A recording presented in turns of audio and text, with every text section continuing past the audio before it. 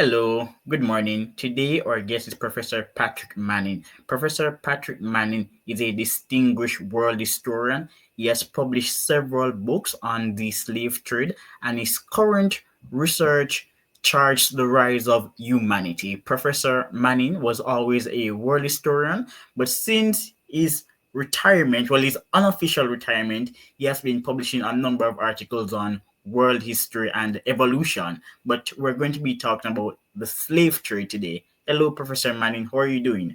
Hello, Lipton. I'm delighted to be meeting with you. All right, great.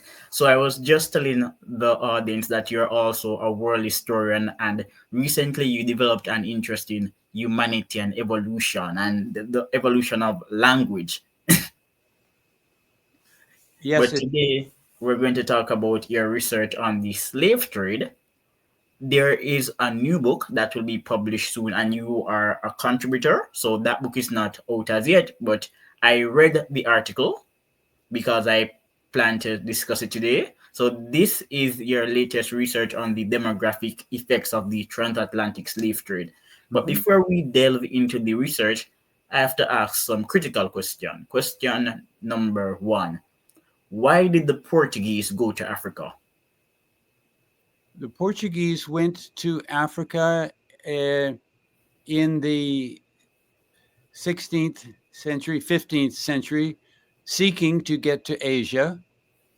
Their trade to Asia. So the Portuguese had a energetic monarchy, uh, anxious to participate in trade worldwide. They had to work their way through the Italians and through Egypt to get to India, and they worked to go the other way to travel around Africa. And there was a 40-year project of figuring out how to sail around Africa before they succeeded. And what was the transatlantic slave trade? So the transatlantic slave trade began very soon after the voyage of Columbus to the Americas.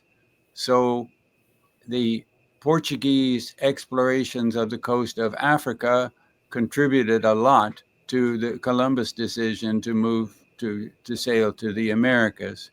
Um, and the Portuguese began trading in slaves along the coast of Africa in the 15th century right away. But they really transatlantic across the Atlantic slave trade began shortly after 1500 with Spanish and Portuguese vessels going to the Caribbean and to Brazil.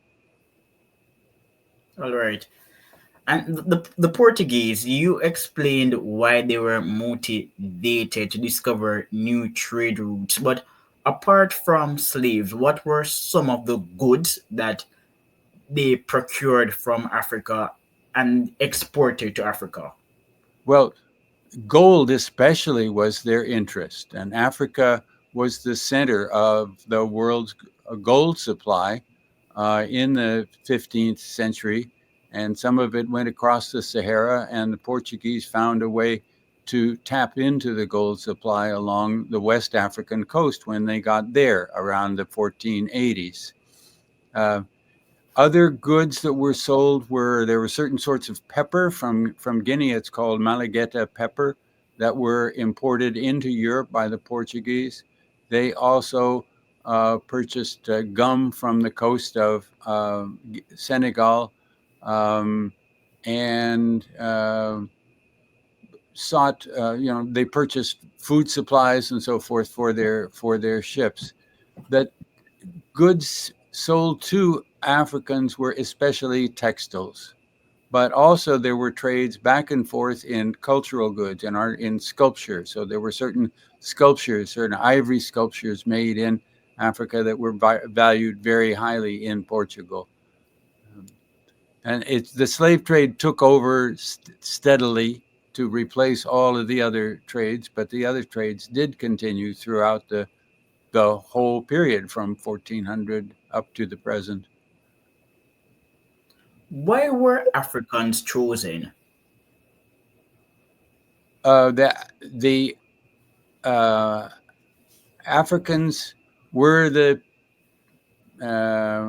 people who the Portuguese encountered who had not previously had any transoceanic trade, right? And so the whole experience of international trade in Portugal and the Mediterranean countries involved mutual enslavement, right? There were wars between the Christian countries in Spain and Portugal and the Muslim countries in North Africa, and a lot of enslavement back and forth there.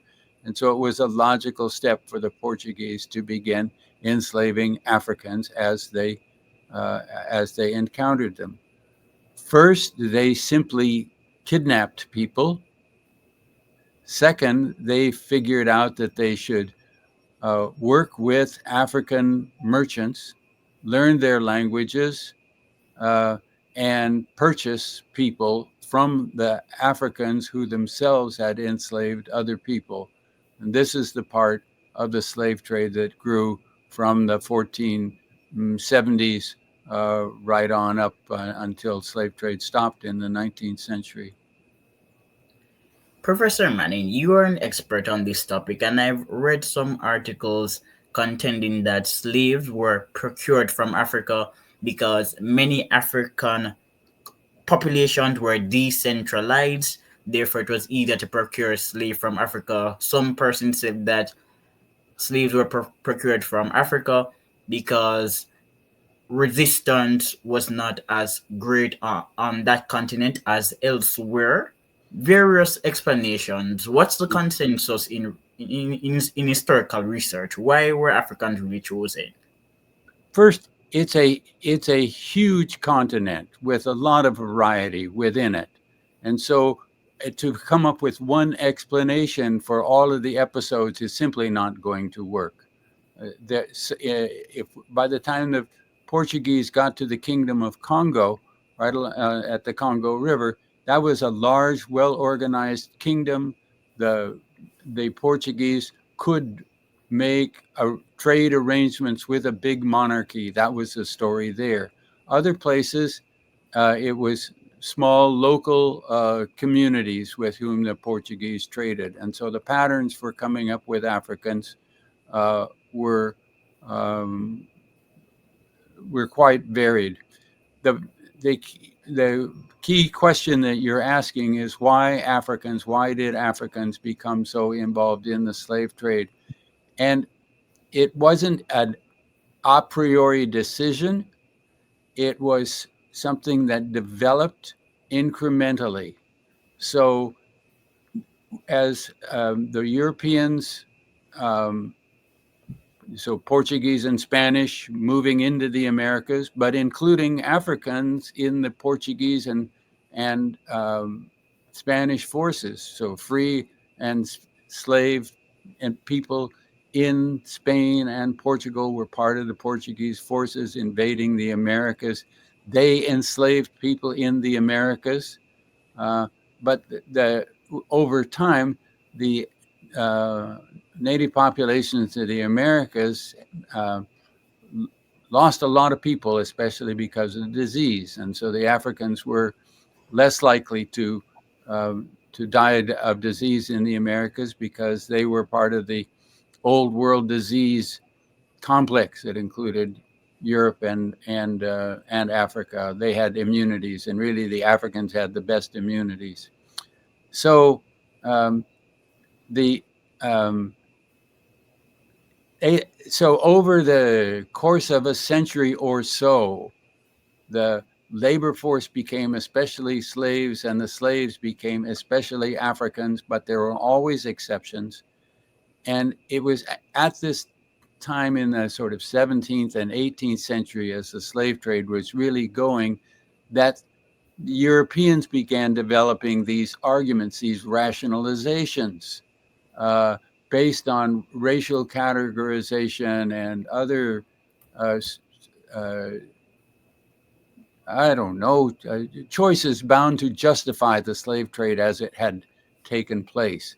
And I don't think, I think we would be making a mistake if we take those judgments that were made once the slave trade was going on for a couple of centuries, and use those to explain the initial decisions to enslave people back in the 14th and 15th century.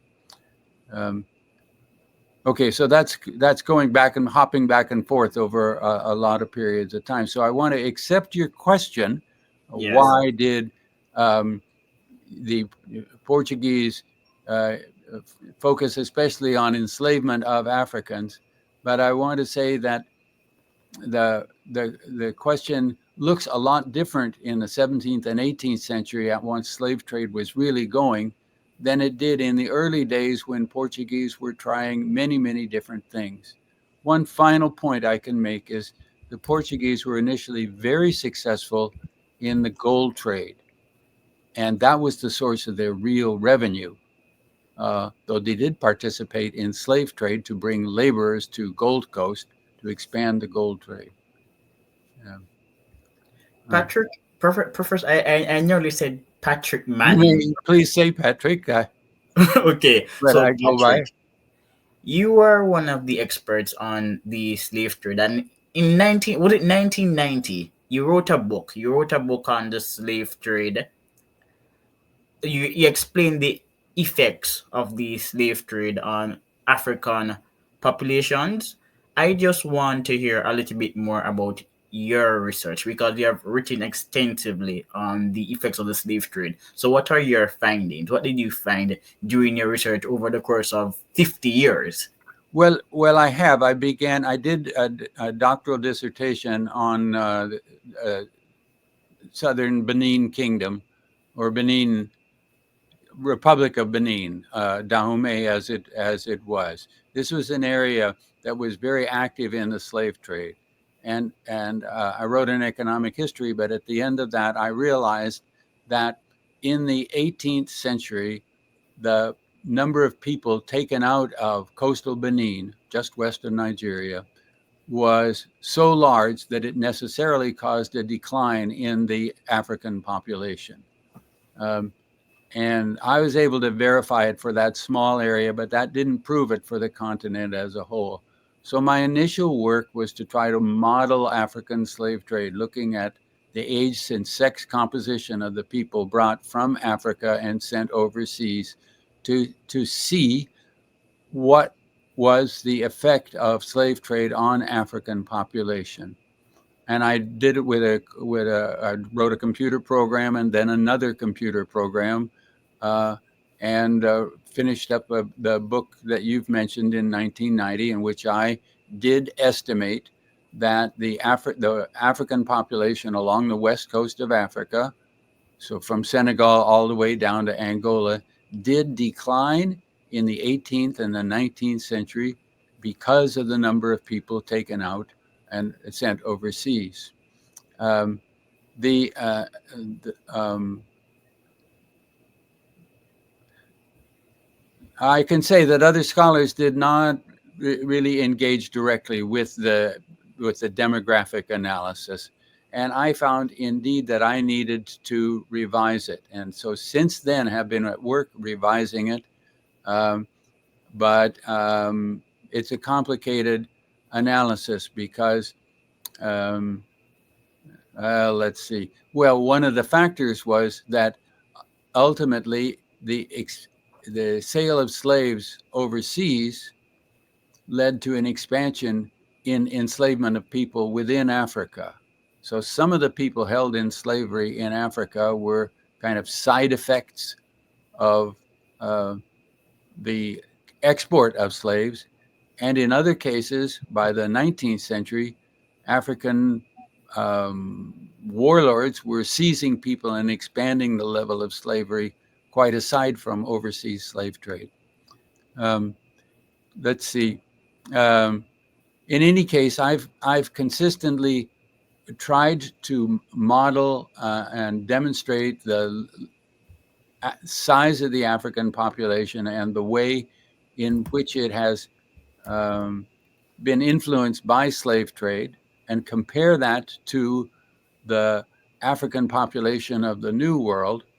Um, but while there are a lot of arguments that I can make and points that I can verify, the work is definitely not done. Uh, so, okay, I'll come back to this later on, but let me stop at that point and see where you would like to go. No, it's interesting because you wrote a study arguing that the slave trade led to depopulation in sub-Saharan Africa, and then John Thornton has a different study on Angola, and then there was the early analyses of Phage. That's how you pronounce his last name, Yeah, right? John Phage, yeah. Phage. Exactly. I don't know if you saw this, but last year a study was published in Accounting History, a journal, arguing that the demographic effects of the slave trade were exaggerated. So as you said, the issue is ongoing. Yes. Yeah, the issue is ongoing. There are some people who contend that even without the slave trade, the population of sub-Saharan Africa would have declined anyway because of diseases and other environmental factors. Um, Okay, so I'm aware of most of these points and have written in detail, but not yet published all of my comments on the works of Phage, which was published in 1969, and Thornton's work published in the early 1980s, and then again in the 1990s. The new work on accounting history is unknown to me. Yeah, Uh, yeah, it wasn't that popularly cited, people. It's really recent. Yeah. Okay. So I'll track that one down. I have verified that Thornton's demographic estimates are in error. His ideas of the level of Repeat what you just said. You have verified that Thornton's estimates are what? Incorrect? are in error, are incorrect. That he is Okay. incorrect. That his attempt to model to take baptismal records from Angola and to show the rate of reproduction of the population as being large enough that it didn't matter how many people you took out of Africa, out of Angola, the population would still rise. And I've I have a so I wrote a full manuscript, a full book manuscript in 2014, which the publisher did not accept, and I've been waiting to republish it again since then. Um, but But question. I Why did want the, why did the publisher not accept the book? to because a reviewer didn't. It was too technical. I figured. I knew it. Okay, so. Uh, so that the technology is complex, and I continue to argue with mathematicians and so forth. And um, the the so I've ultimately published two articles and have a third article, which is um, an alternative estimate of the Atlantic slave trade to that in the work of David Eltis, where Eltis has collected the largest database of transatlantic slave trade. So I use Eltis's data in order to estimate the volume of slave trade in a different way. But there's one key point that I haven't made yet. See, to estimate African population, we need to know the rate of births and the rate of mortality of African populations. What was the life expectancy of African populations? And in fact, we don't have detailed data on it. And uh, we have clear data on African birth and death rates from the 1940s. But the 1940s was a time when African birth rates increased rapidly and African death rates declined. So there's this remarkable change in African population that comes from about 1930 to 1950, where the population suddenly became much more healthy, much better fed, avoiding diseases, and started growing at a rate of 2% a year, which is our experience still to this day. The African population is still growing at a massive rate. People are uh, far more healthy than they were when I first went to Africa in the 1960s. But uh, people have not done the detailed demographic study, which involves a lot of speculation, but it needs to be done to figure out what were the rates of birth and death and migration in Africa and include those in the studies. The work of Phage, the work of Thornton, uh, most of the other work simply neglects the question of what precisely are the birth and death rates of Africans in freedom and in slavery. And I've estimated those levels, and I've set up models where you can put in your own birth rate and death rate and see how the calculations come out in those cases. But I just want to say that it'll take years of work to do this clearly. And I think it's a very top priority to do that work and find out where Africa fits into the world population. Yeah, I like the analysis, and I don't mind if you're technical, because the point of this show is distilling complicated ideas. People want to learn, they don't like to be left in the darkness. And we have so many erroneous writers and propagandists today, more than before, especially due to social media. So I have no problem with you being technical. But yeah, so for Professor John Fage, he was quite controversial because I've read him. And basically, what he said in a nutshell is that the slave trade had benefits. He was not a super critic of the slave trade. Right. If you were to read him today, that's the conclusion that you're going to derive from his analysis. It wasn't that bad. The population effects weren't as extreme as we thought. Did the slave trade benefit Africans in any way? Uh, yes, Phage's specific quote was that the slave trade did no more than to cream off surplus population. Yeah, I was just about to ask. No, this is the question that I should have asked. Pre colonial Africa, like elsewhere, operated under Malthusian conditions. Therefore, did the export of Africans from Africa benefit the continent then? I think that's the question that Right. I should have asked. The people who were enslaved and removed from the continent were young people um, at their most productive level, right? And so Africa lost the people and lost their productivity. They took more men than women, but for the women they took not only themselves and their working strength, but their ability to produce children. And any children that they had were born in the Americas and not in Africa. So the the ratio of male to female changed very sharply in all the areas where slave trade was uh, intensive. So Angola, Upper Guinea, um, slave coasts from Gold Coast to Nigeria, and Senegal. Those are the areas that were hit hardest. In those areas, the female population uh, ended up being much larger than the male population amongst adults. The women ended up having to do work that used to be done by males. The women found themselves exposed to control of men, uh, not so much in under marriage, but as slaves. But their children were the property of their owners. So family structures were transformed substantially.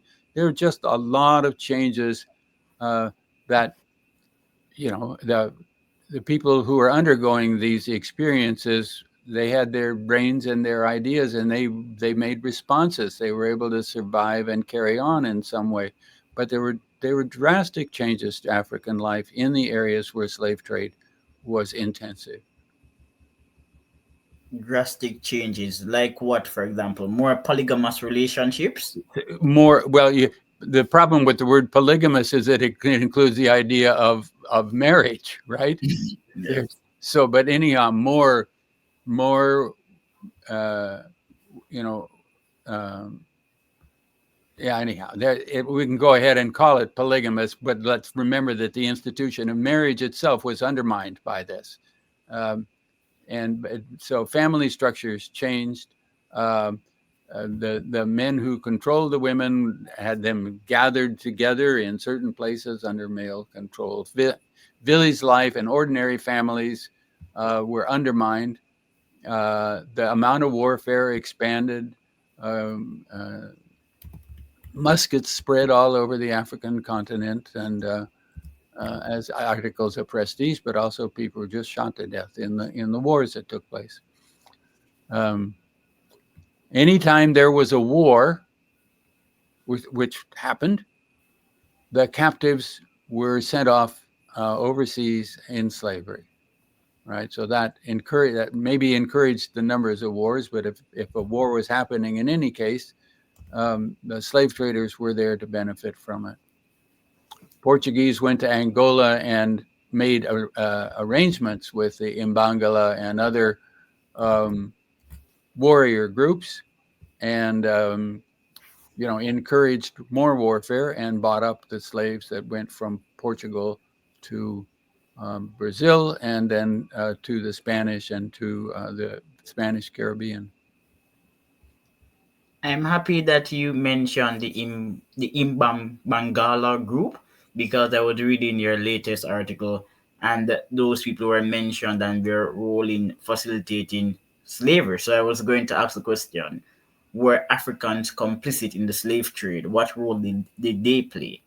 Yeah, yeah. Africans were on both sides of the slave trade. There were some of the wars that happened were simply political change and migration and so forth. When the Mane warriors came into Sierra Leone from the um, area of Guinea and Mali in the 16th century, uh, that war was not started by enslavement. But once they came into the coastal area of Sierra Leone and began capturing people, then those people were sold to Portuguese and then later to British uh, slave merchants. Um, and so, in any case, there's definite African agency in that. There's the difference between those who were warriors capturing people and those who were merchants and middlemen. Uh, but whenever slavery expanded and became really detrimental to society, there were always rebellions against the slave holders and slave merchants. And some of the rebellions were successful or successful for a while. So in Senegal in the 16th century, a Muslim-led struggle um, really defeated the largest of the kingdoms, the Wolof kingdoms, that was uh, participating in slave trade with the Portuguese, and stopped the slave trade for a period of 10 or 15 years. And then the rebels lost a war and the slave trade started back up.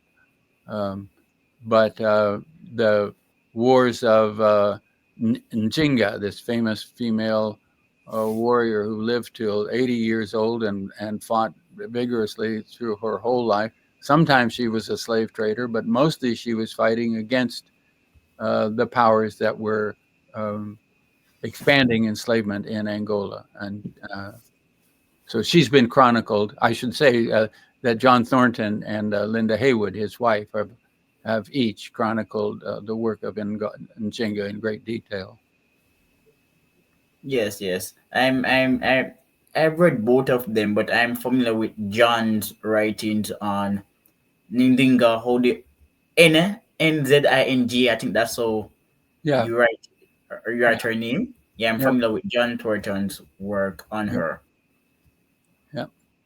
Yeah, she had a problem. You also mentioned her in your latest article. She had a problem with the Portuguese, as you said. Sometimes she cooperated with slave traders, but she spent much of her time fighting against enslavement. Yes.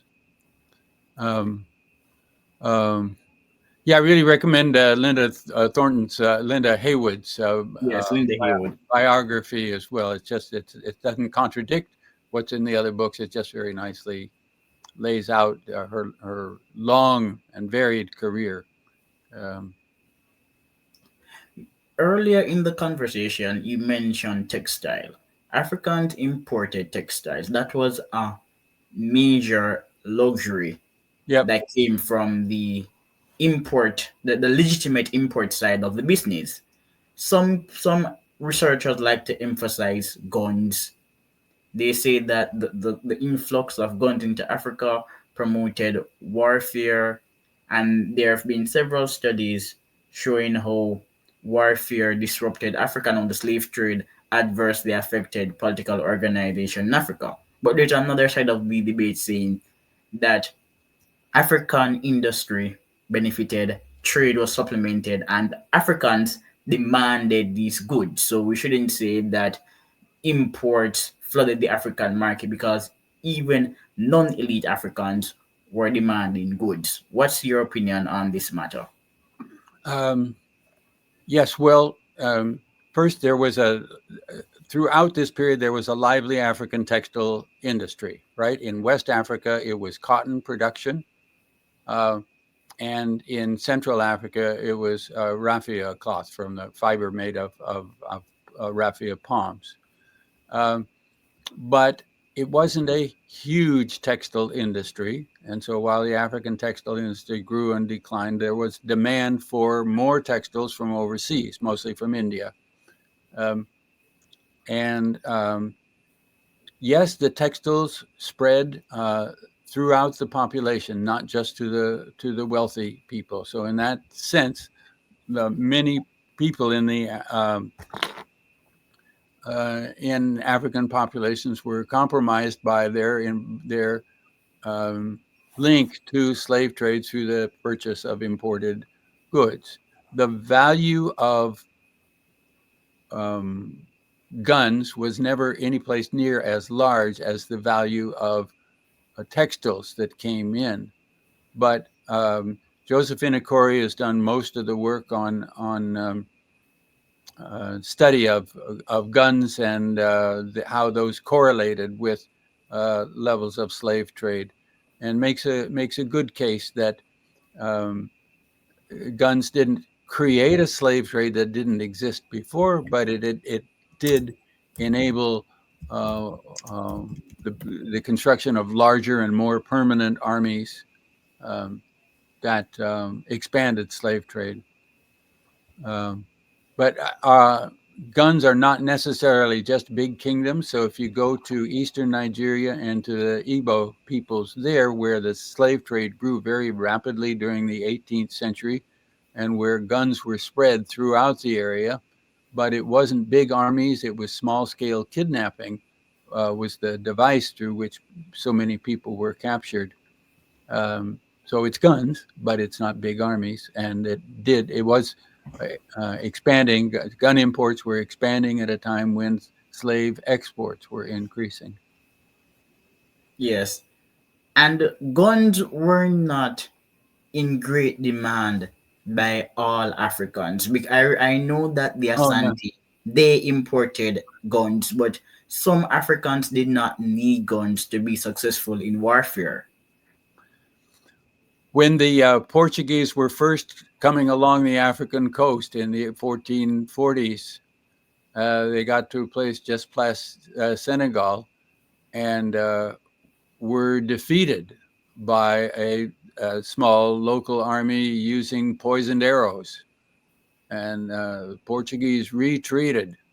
And that's the time when they changed their policy and decided that rather than just try to conquer, they would try to open up cordial relations with people at the coast and learn the languages and so forth. So that's just one example of the effectiveness of African warfare, quite aside from guns. Yes, and another important point is that slaves were often taken from the coast. Europeans found it difficult to penetrate the interior of Africans. And Yep. this argument is important because it underscores the complexity of African warfare and African kingdoms. So Europeans weren't able to colonize the continent until in the 19th century. Um, right. Though if you go to Angola and Mozambique, there were more Portuguese visiting the interior of the continent than we know about in the English speaking world. But nonetheless, your overall point is correct. Here's the here's the pattern that I have seen, especially after about 1650, when slave trade became quite large. The the the shortage of males and therefore by comparison the surplus of females created a situation where female slaves were valued in Africa. So if you went to the interior of Africa, a male slave was not worth much of anything, but a female slave was worth a lot. That meant that when slaves were captured in interior areas, the males were sent to the coast and the females were held in slavery right where they were. So if you look at the populations of slave ancestry in the New World and identify them by ethnicity or language or region, whatever you can learn about where people were born, what you see is that the women tended overwhelmingly to be from coastal areas, and the men tended overwhelmingly to be from interior areas. There were lots of exceptions to those, but that pattern is consistent, especially from the 17th, late 17th century into the 19th century. Um, so that means that the effects of slave trade went far inland, even if Europeans didn't go far inland.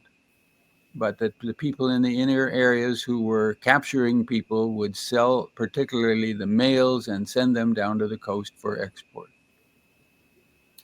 And I often remember seeing this quote in various history books that African leaders created criminals, so they made it easier for people to punish, because if you were punished, that increased the probability of you Yeah. being exported as a slave.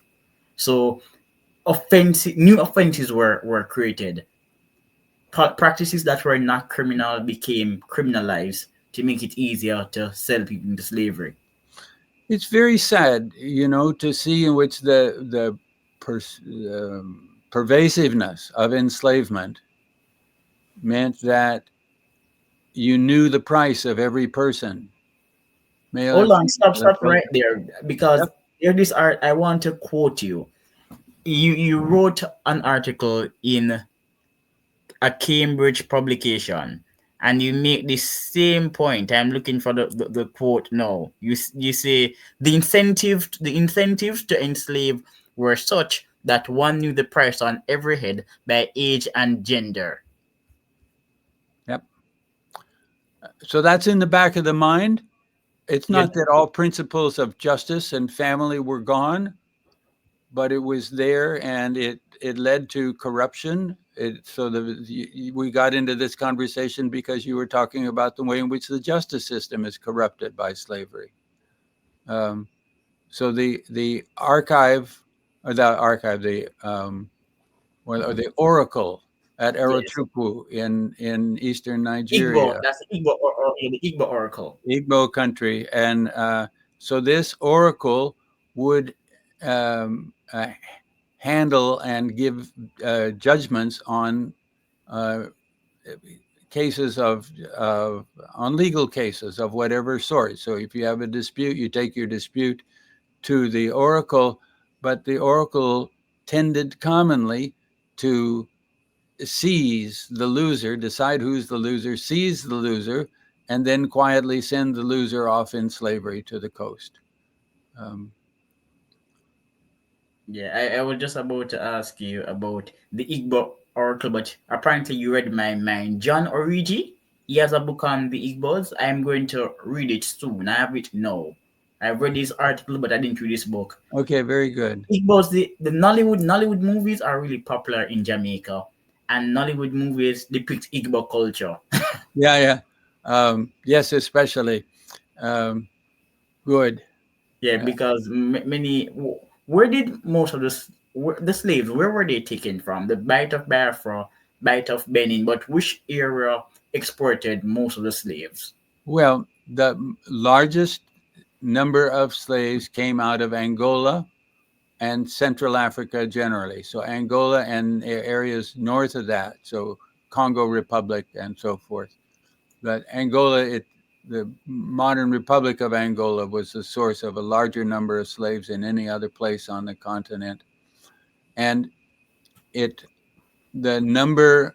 Uh, I made the best population estimates I can, but since the 19th century is relatively recent, you can take what is known of the population in the mid 20th century and project it back.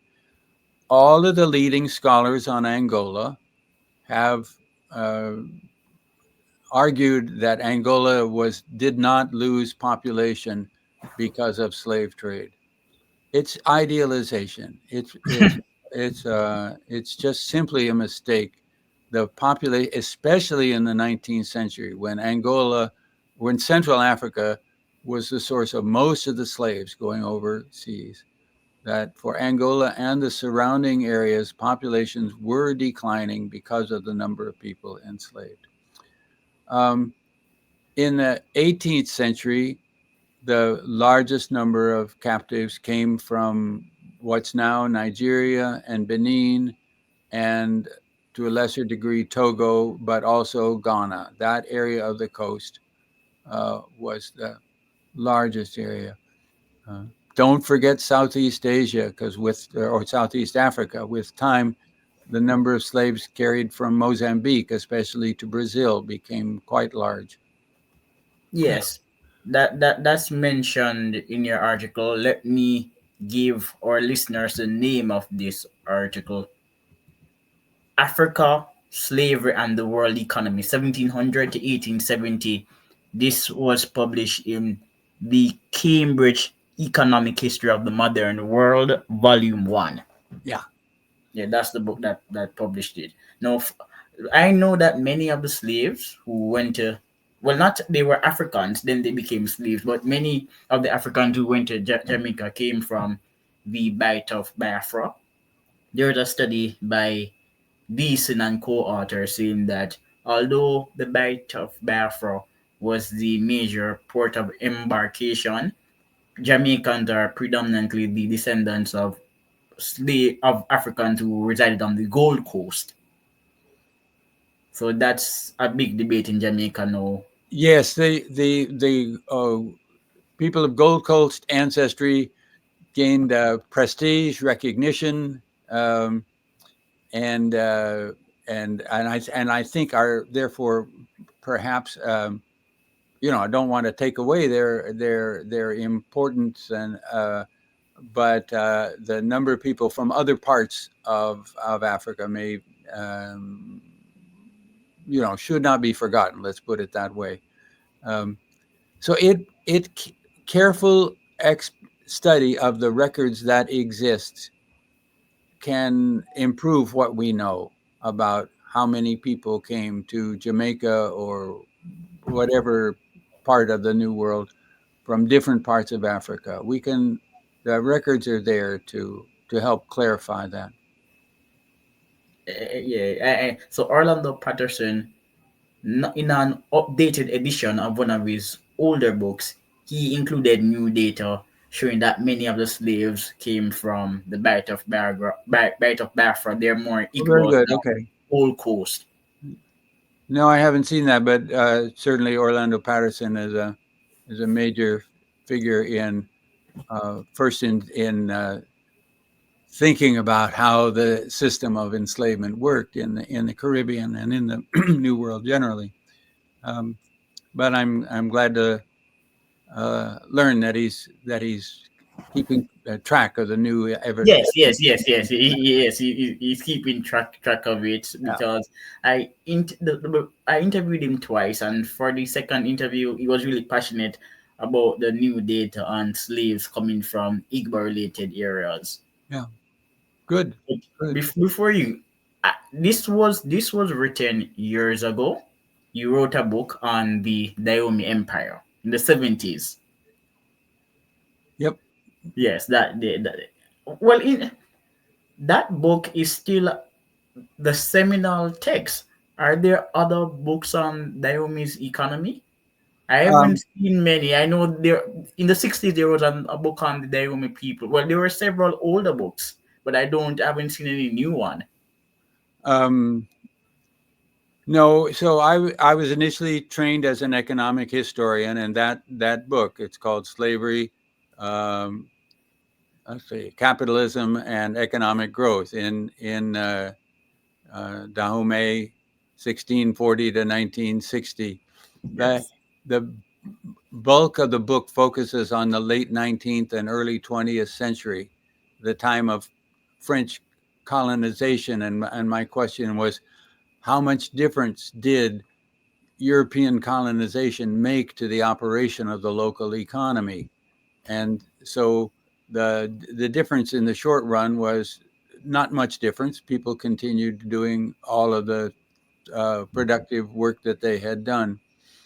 But by the time I got the book out, I was able to include the impact of slave trade on the area, and that showed that the region suffered a really serious population decline, and also that in the colonial era, there was the extraction of a lot of money as taxes from the region and sent to other colonies, so that the effect of colonization and slave trade on that region was very seriously negative in the whole period from 1700 to 1960 is where I ended.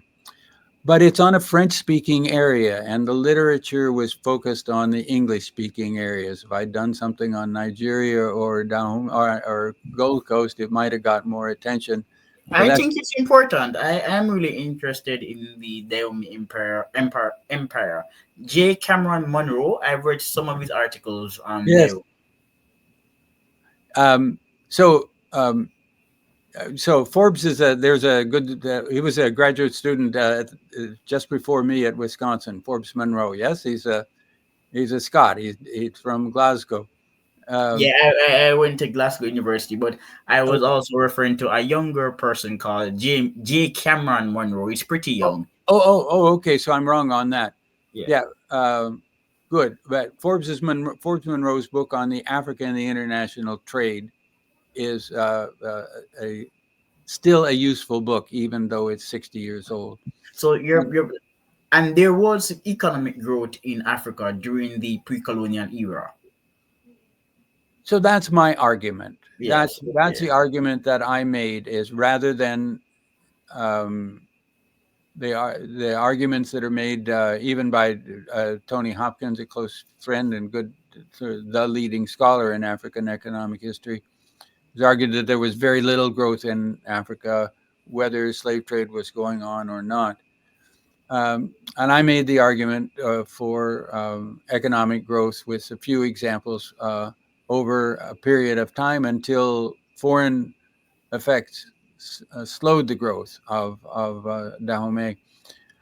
But um, the article in the Cambridge Economic History of the Modern World has in the latter parts of that article, I ask, I talk about economic growth and about explanation of the slave trade, and what I tried to do there is summarize the arguments by the various authors. And the point is that there's too many authors, too many contradictory arguments, and not Exactly. enough data, right? And that's so now I'm back to the importance of learning about African rates of birth and death and recalculating our estimates of African population based on much more careful simulation of African populations. That's the demographic part of it. And also the economic part of it, it's not just one economy, the domestic economy. There's the local economy, which is village level trade. There's long distance trade. There's monetized trade and trade by simple exchange. There are um, many aspects to African economies, and there are many regions and different ecologies, and the African continent is so huge. It's more than half the size of Eurasia altogether, and so it will take a long time and a lot of work, and particularly should involve investment in university level education in Africa to enable African people in the communities to write up their own communities. This is what will ultimately, and I think it's on its way to happening. I think new work in economic history is very promising, especially when it's done by people uh, of the African continent or Africans abroad. Yeah, I've seen some articles on the guild economy in Africa. There is an article on transportation, logistics in Africa, in pre-colonial Africa. Hmm. There are some interesting pieces out there. Frequently, well, yes, I would say, well, relative to other people, I do interview Africans, and they're usually really willing to come on the show, and we Um, talk about different issues, iron technology in Africa. So I like the research. I think it's blooming. um, Well, and the advances in the internet make it possible for you to go ahead and call people up Yeah. and do the interview. Um, and it's only recently that that's been possible. Yes, yes. So the internet has been quite beneficial. But speaking to you has been great. But before you go, i- if you have the time and be as concise as possible, you said publish you have written a book. The publisher rejected it because it was a bit technical. How many chapters are in the book?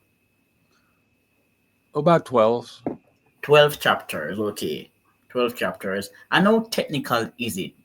That's subjective because I would read it. I would read It's it. pretty technical. It's online. So I have there's a um, an online archive called World Historical Dataverse. Okay. So if you just go to world hyphen historical dataverse, DATAVERSE, if you put that in, that will take you to the Harvard University Dataverse section. And so that World Historical Dataverse is navigable, and within it are sections on various types of work and various documents that I've put online, and I'm not finished. There's more I need to put up, and that's why it's helpful for me to be talking with you now, because it gives me the impulse to put things Of online. So course. I'll send you a link to Of the course, but the. because let me before we go. So there, this scholar. His name is Malik. He has a recent paper on Africa and the slave trade. He looked at the relationship between exposure to the slave trade and human capital, and he Mhm, found positive results. And Barton, he has a similar paper. He also found a positive link between human capital and exposure to the slave trade. mhm. Fascinating. Yes. Uh, well, the more the better. Yeah, exactly. So you brought it up, so that's why I'm listing these Yeah. people in case you didn't hear of them before. Yeah. But I'm getting to the end of what I can do. You know, Okay. uh, so uh, if I happen to find a really highly skilled researcher able to do all the calculations that I have in mind, I can imagine such research going on, but I think it's unlikely. These Yeah, yeah, yeah. I can do research on some calculation, but probably not all. You're going to no, no. need somebody who's trained in statistics more than likely to the graduate level. So my coworker in two articles that I did that are in this one of them is in this journal. The um, now I've lost the name of it now. In any case, Her name is Yu Liu. She's Chinese born. She's a, a, a computer scientist, and she was the most skilled researcher that I ever worked with. But she has a life, and a family, and so forth, and has to go on to do. So she did the work that enabled two very fine articles to be completed, and a third one is waiting for me to do my part. Um, so I know that such people exist, but I think the best that I'll be able to do is to try to archive more of the things that I have done so far up there on the World Historical Dataverse, and make it so that other scholars, if they wish, can come and take a look at those things and see whether they want to extend the work further or just use it as a reference point as they define their own projects. Okay, So that's good. All right then. And then I know we're finishing up, but one small area of discussion that I want to mention is slave trade in the 19th century. And slave trade in the 19th century is often left out of the discussion, um, but I argued in the article that's coming out in the African Diaspora volume that the number of people enslaved and sent overseas in the 19th century was virtually as large as that in the 18th century, and yet the patterns were very different. And so it's deserving of study right up until the 1870s, when slavery and slave trade began to end. Yes, So I was about to ask that question. Did the abolition of the slave trade increase enslavement in Africa? I was about to ask that question. short answer, yes. Yes, yeah, that's but an but interesting. also it was increasing in any case. So there's a fascinating expansion of enslavement in places like Burma and Thailand and Indonesia at much the same time in the 19th century. So some other pattern in global economy. Okay, so you have a lot of work to do because you're working on Africa and you're also working on anthropology. So you have a lot of work to do. It's interesting. Yeah, all right. Um, well, I've really appreciated talking with you to see how fully you are informed on these and many other issues. So my best to you. All right, and we'll continue to speak by email. I'm going to send you one right now after Very good. concluding this. All right then. So long.